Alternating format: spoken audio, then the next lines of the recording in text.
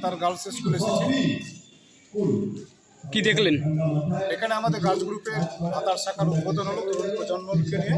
তো এখানে আরেকটা অনুষ্ঠান তো এখানে একসঙ্গে হয়েছে, যে ভাতার গার্লস স্কুলে আজ বৃক্ষরোপণ ও বৃক্ষ বিতরণ, সেই অনুষ্ঠানের সঙ্গে একসঙ্গে আমাদের এই গার্লস গ্রুপের শাখার উদ্বোধনটা শুরু হলো।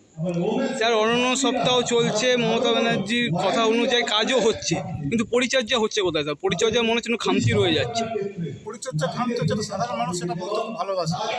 সাধারণ মানুষের কথাই হচ্ছে গাছ তো লাগাচ্ছ, পরিচর্যা করছো, কিন্তু তাকে যখন বলা একদিন আসুন কিন্তু আমাদের সঙ্গে, তখন সে আসবে না। পরিচর্যা হচ্ছে না এটা কিন্তু বিশ্বাস করতে পারি না, কারণ গাছ গ্রুপে যেখানে গাছ প্লান্টেশন হচ্ছে সরকারিভাবে কিন্তু বলে দিয়েছে এদের সাকসেস রেট হচ্ছে 90%।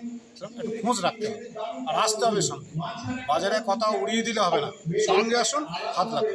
অনেক ক্ষেত্রে দেখা যাচ্ছে স্যার বেনিয়মিতভাবে গাছগুলো কাটা হচ্ছে, পরন্তু সেখানে গাছ লাগানো হচ্ছে না, কোনো উদ্যোগও নেওয়া হচ্ছে না। এই নিয়ে কিছু বলবেন?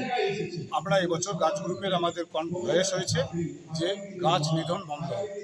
আমরা যেসব জায়গায় প্রতিরোধ করতে পেরেছি সেখানে খুব আনন্দের সঙ্গে বলছি যে বর্তমান বন দপ্তর, বর্তমানে যারা জনপ্রতিনিধি আছেন তারা 2 হাত বাড়িয়ে দিয়েছেন এবং আমরা গাছ কাটা বন্ধ করতে পেরেছি।